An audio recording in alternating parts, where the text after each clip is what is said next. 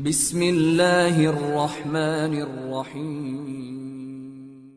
Termasuk perkara yang penting, bahkan perkara ini bergandengan dengan urusan Islam, iman dan ihsan, adalah pengetahuan tentang asyratus sa'ah. Pengetahuan tentang hari kiamat. Yaitu ketika Nabi SAW itu ditanya, apa Islam? Apa iman? Apa ihsan? Kemudian satu Nabi SAW juga ditanya kapan datangnya kiamat. Maka Nabi menjawab, mal mas'ul a'lam minas sa'il. Yang ditanya tidak lebih tahu dibandingkan yang bertanya. Satu, apa tandanya? Maka Nabi menyebutkan dua tanda. Dari sini ulama akhirnya mengambil satu kesimpulan, mempelajari tanda-tanda yang berkaitan dengan perkara akhir zaman itu hukumnya penting. Sebagaimana pentingnya kita mengkaji tentang ilmu Islam, iman dan ihsan. Itu penting juga. Jadi kita tuh biar akhir zaman tuh enggak bingung gitu, punya landasan. Lihat gonjang ganjingnya dunia dan berbagai macam urutan dunia ini kita enggak sampai bingung. Kenapa? Karena punya pegangan yang kokoh, pegangan yang kuat. Begini. Babu raf'al ilmi wa dhuhuril jahli. Babu raf'al ilmi wa dhuhuril jahli. Bab tentang terangkatnya ilmu dan nampaknya kebodohan. Berkata Rabi'ah ini gurunya Imam Malik, namanya Rabi'atur Ra'yi. Terkenal pintar, gurunya Imam Malik. Kenapa sampai dengan Rabi'atur Ra'yi? Karena pemikirannya itu cemerlang. Dia dibilang Rabi'atur Ra'yi. Beliau mengatakan la yambaghi li ahadin indahu syai'un minal ilmi ayyudhi'a nafsahu. Tidak selayaknya bagi seseorang yang punya ilmu dia menyia-nyiakan dirinya. Dia menyia-nyiakan dirinya. Imam Ibn Hajar mengomentari perkataan Rabi ini belum mengatakan maksudnya itu paling tidak setidaknya ada tiga hal.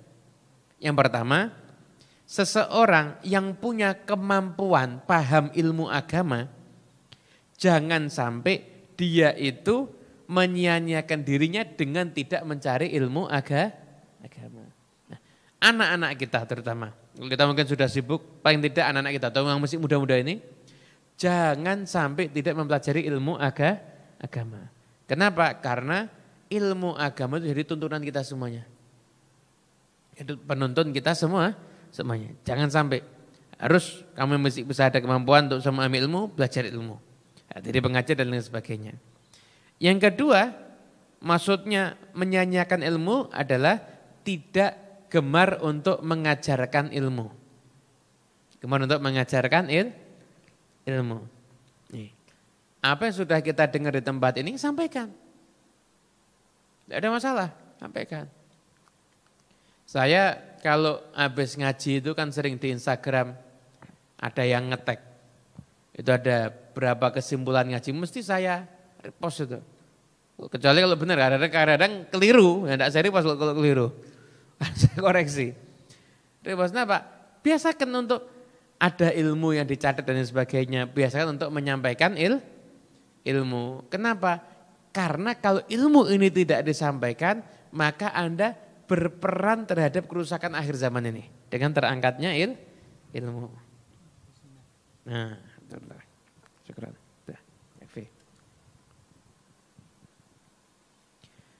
Kemudian setelah itu makna yang ketiga adalah orang yang punya ilmu itu harus menyiapkan diri memang untuk didatangi dan untuk ngajar gitu loh. Orang yang punya ilmu itu harus semangat ngajar. Bilang, aku nih punya ilmu loh. Tidak apa-apa begitu. Nah, semacam itu boleh. Saya ini ngerti fikih loh, boleh. Nih anak-anak, kadang-kadang anak-anak yang pulang dari pondok pesantren, pulang sampai rumah sungkan. Kenapa? Mengajar banyak orang tua. Nah, saya mau tawaduk dulu. Yang sudah tua tidak ada, nanti saya baru mengajar. Ternyata yang tua-tua panjang umur. Akhirnya tiap lihat pengajian, kapan ini berangkat ini. Itu tawaduk yang tidak pada tempatnya begitu itu. Ya kamu sampaikan aja, kamu ngajar, tapi izin sama yang tua tua. Nah, biar ilmu itu tidak terbuang sia-sia. Nah, kata Anas bin Malik, beliau mengatakan, Nabi SAW beliau bersabda, inna min asyrati sa'ati, di antara tanda-tanda kiamat, ayyurfa'al ilmu, terangkatnya ilmu, wa yathbutal jahlu, dan mapannya kebodohan, wa yushrabal khamru, dan diminum minuman keras, wa yadharuz zina, wa yushrabal khamru, wa yadharuz zina, dan nampaknya perzinaan. Tersebar di mana-mana itu banyak perzinaan. Kemudian juga di riwayat yang berikutnya, nanti keterangannya jadi satu ya. Anas bin Malik itu beliau berkata, la uhadditsannakum haditsan la yuhadditsukum ahadun ba'di. Malik itu di usia tuanya, beliau ketika itu tinggal di daerah Basrah, ketika itu beliau menyampaikan, saya mau menyampaikan sesuatu dan tidak mungkin ada orang lain lagi yang akan menyampaikan ini setelahku nanti. Kaget semua orang-orang. Ini gaya bahasa yang diajarin sama-sama dua orang itu boleh. Kalau pesannya penting itu ada muqaddimah menjadikan orang itu melek. Wah, apa ini? Anas bin Malik begitu. Ada uslubud dakwah, cara dakwah itu begitu. Kalau memang pesan yang kamu mau sampaikan itu penting, itu pasti ada muqaddimah, pendahuluan yang akan menunjukkan pentingnya pesan yang akan disampaikan. Kalau dalam bahasa Quran biasa diawali dengan inna atau qad. Atau dengan huruf taukid. Itu biasanya ada seperti itu. Kenapa? Untuk menyatakan pesan ini penting loh. Gitu. Ini penting. Anda misalkan ada urusan penting sama teman. Anda mesti, mau ngobrol bentar ya, 4 mata. Tujuannya apa? Ini urusan penting loh ini. Gitu, paham ya? Penting. Saya akan menyampaikan sesuatu sama kamu yang setelah ini tidak akan ada yang menyampaikan ini kepada kamu. Kenapa kok Anas ngomong begitu? Karena di daerah itu yang dengar hadis itu sudah wafat semua, tinggal Anas bin Malik. Dan Anas menyampaikan, sami'atu Rasulullah sallallahu alaihi wasallam yaqul. Aku mendengar Rasulullah sallallahu alaihi wasallam beliau bersabda, min asyratis saati, di antara tanda-tanda kiamat, ayyaqillal ilmu, ilmu itu sedikit.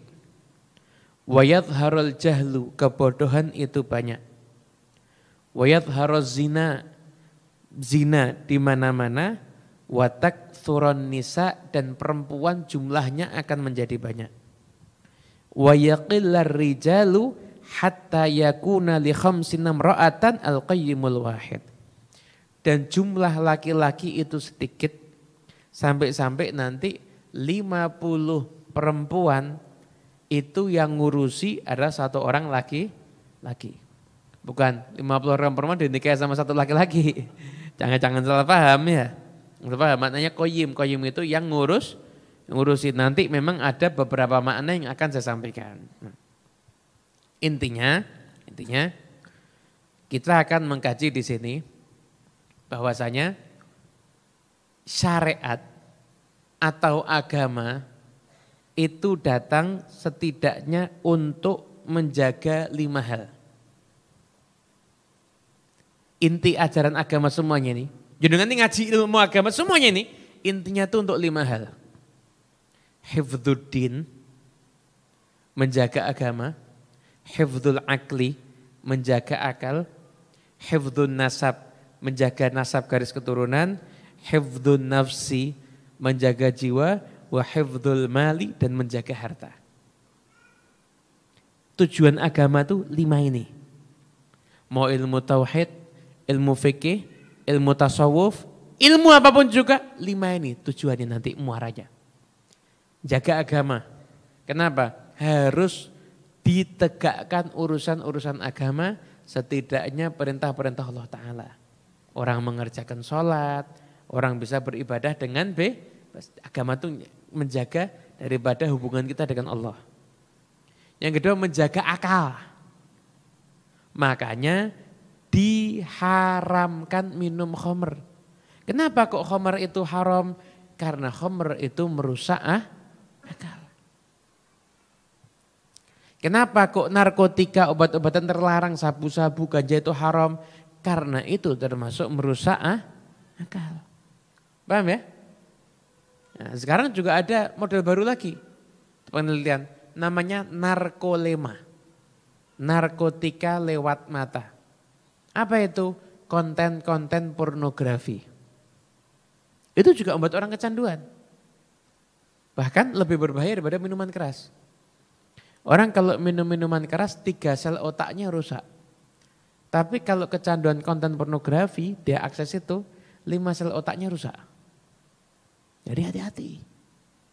Hati-hati. Nah, Imam Al-Ghazali ngajarin kita harus bisa jaga pandangan. Kenapa? Karena sekali kamu mengakses, kamu akan penasaran terus. Tidak ada berhentinya. Imam Al-Ghazali, nah kamu apa loh? Kamu cuma lihat toh. Apa untungnya buat kamu? Kamu tidak memiliki, tidak apa? Ada untungnya. Justru mendatangkan madharat. Sekarang itu banyak sekali. Orang kadang-kadang aksesnya YouTube pengajian keluar gambarnya bawahnya naudzubillah min dzalik kok. Iya kan? Kan tersebar di mana-mana sekarang itu. Nah, itu yang harus dihindari. Nah, makanya itu akal dijaga, khamr diharamkan. Wan nasab, menjaga juga nasab garis keturunan. Makanya diharamkan perbuatan zina. Kenapa? Karena kalau dibebaskan zina, tidak jelas siapa bapaknya anak. Nah, ya kan? Naudzubillah min dzalik. Yang berikutnya juga diharamkan nikah sama jenis. Kenapa? Enggak ada nasab nanti. Enggak ada garis keturunan. Paham ya? Itu. Makanya dijaga nasab ini. Ada lagi menjaga jiwa. Baik jiwa itu nyawa ataupun kehormatan. Enggak boleh membunuh. Sampai orang membunuh dihukum qisas, dibunuh juga. Paham ya? Kemudian setelah itu juga enggak boleh menjaga kehormatan orang lain, enggak boleh menggunjing orang lain dan sebagainya, enggak membuka aibnya orang. Hifdzul mal, dan juga jaga harta, jangan sampai ada pencurian, pencopetan ataupun muamalah-muamalah yang sifatnya haram, riba dan lain sebagainya. Agama ini tujuannya menjaga itu. Di akhir zaman ini semuanya rusak. Sebabnya apa? Sebabnya terangkatnya ilmu dan munculnya kebodohan. Hasilnya apa? Banyaknya perbuatan zina. Diminum minuman keras. Kemudian setelah itu sampai kok akhir zaman kok banyak perempuan? Karena di akhir zaman nanti banyak pembunuhan, banyak perang. Akhirnya banyak perempuan yang terlantar. Banyak perempuan yang terlantar. Ada juga riwayat yang mengatakan di akhir zaman tuh orang saking tidak taunya sama hukum syariat sampai orang itu bisa punya istri sampai 50. Kenapa? Karena dia nganggap jangan-jangan boleh. Karena itu hukum syariat, tapi itu haram. Itu hukumnya haram, bukan dilegalkan, itu hukumnya haram.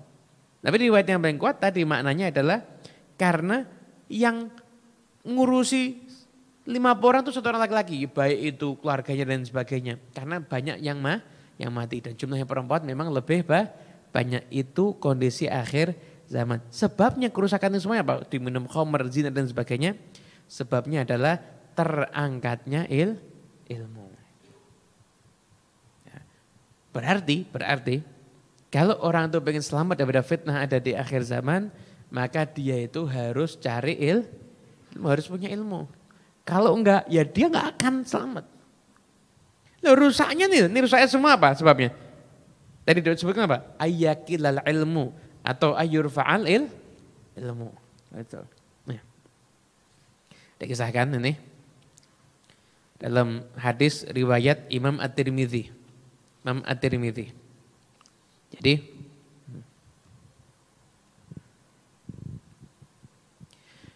suatu ketika Abu Darda, beliau pernah bersama dengan Nabi Muhammad SAW.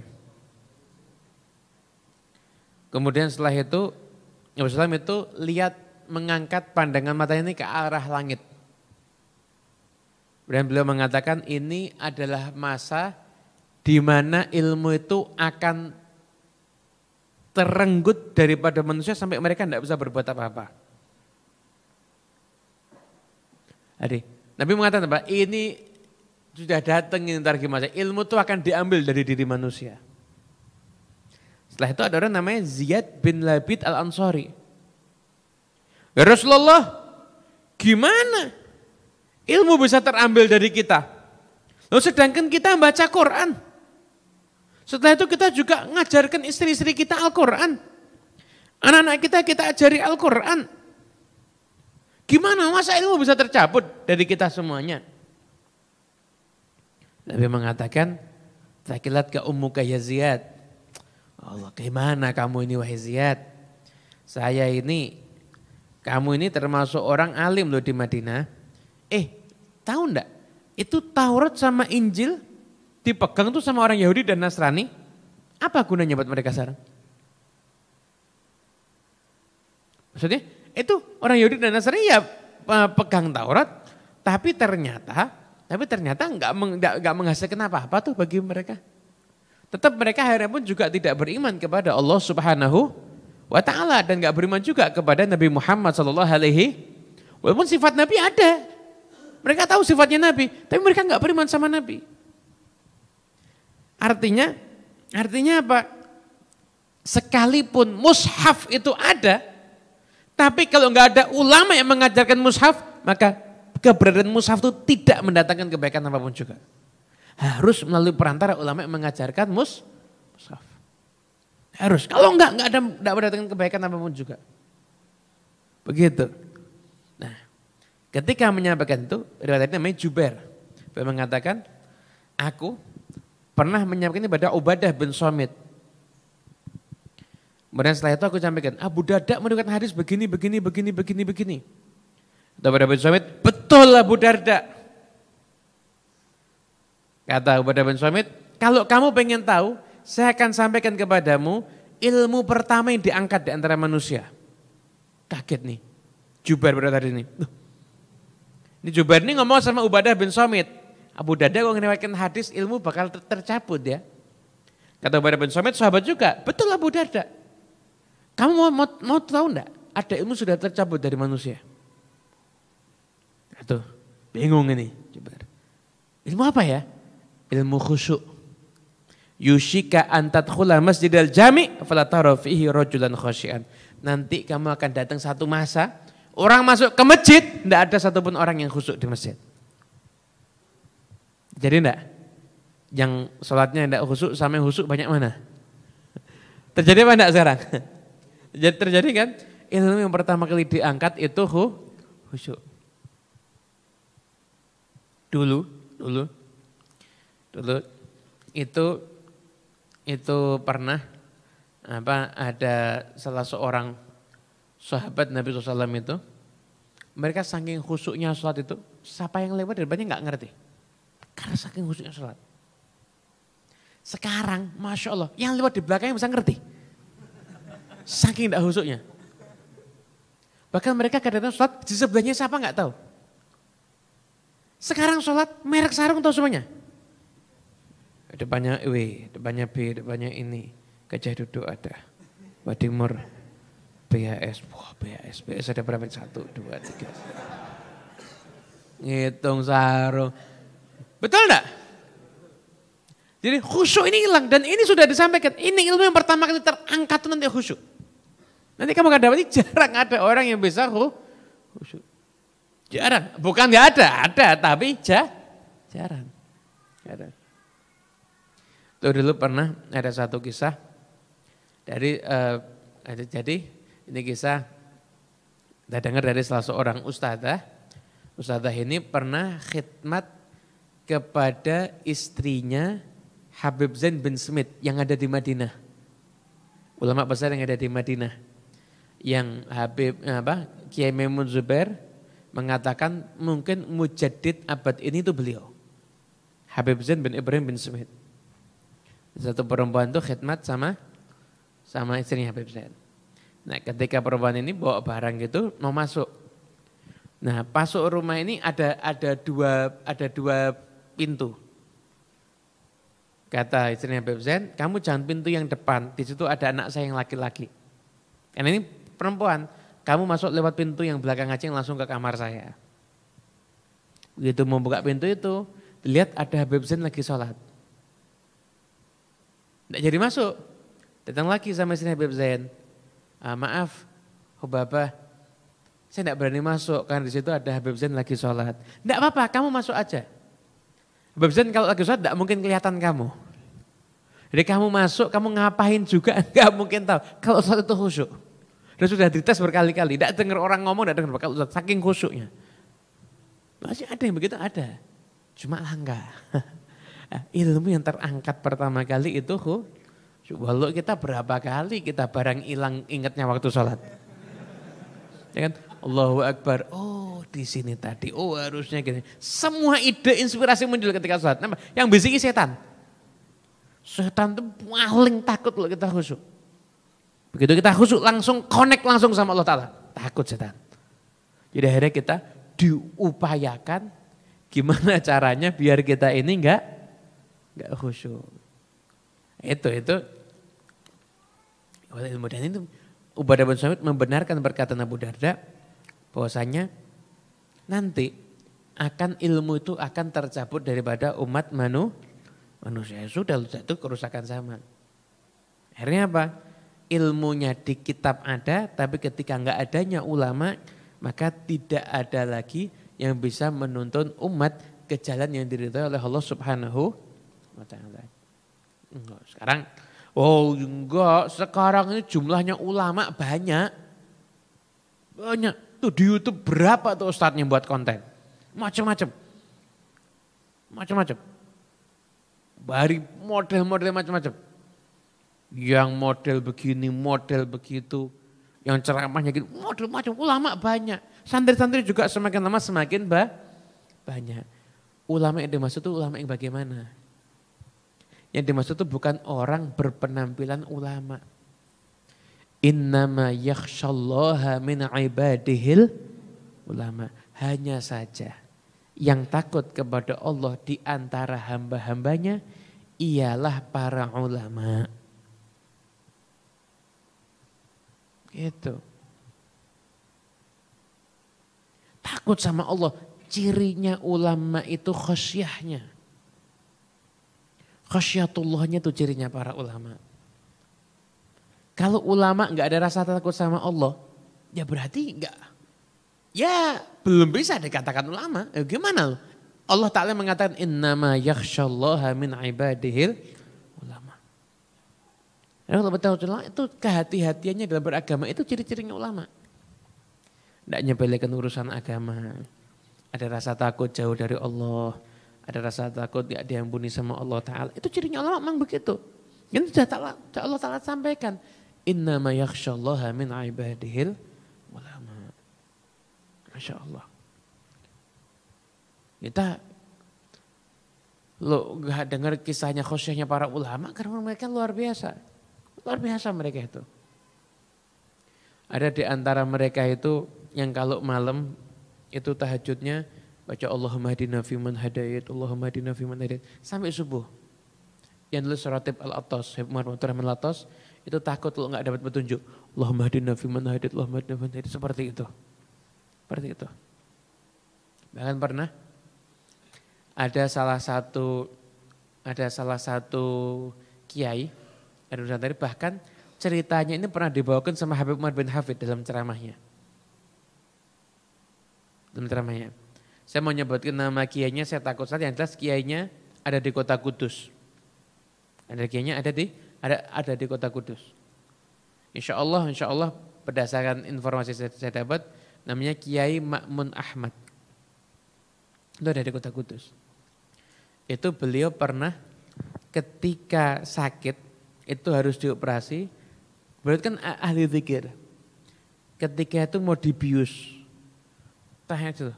Kalau dibius nanti gimana? Ya enggak sadar. Oh, enggak mau, saya zikir aja enggak apa-apa. Jadi tidak mau dibius Karena nggak mau kehilangan kesempatan untuk zikir. Khawatir kalau mati nggak dalam keadaan zikir. Ada yang khosnya sampai seperti itu. Takutnya sama Allah Ta'ala sampai seperti itu tuh ada. Di antara para ulama-ulama kita. Para ulama-ulama kita. Saya tahu sendiri, tahadutsan bin Nikmah, guru saya Habib Taufik bin Abdul Qadir Az-Zakaf, itu santri putrinya ratusan. Satu pun gak kenal namanya dan gak pernah lihat wajahnya sama sekali. Kalau ngajar selalu pakai tirai. Gak kenal namanya dan gak pernah lihat wajahnya. Santri putrinya ratusan. Coba kalau kita jadi ustadz santri putri ratusan. Santri putri itu apa? Santri putra gak ada yang hafal mungkin.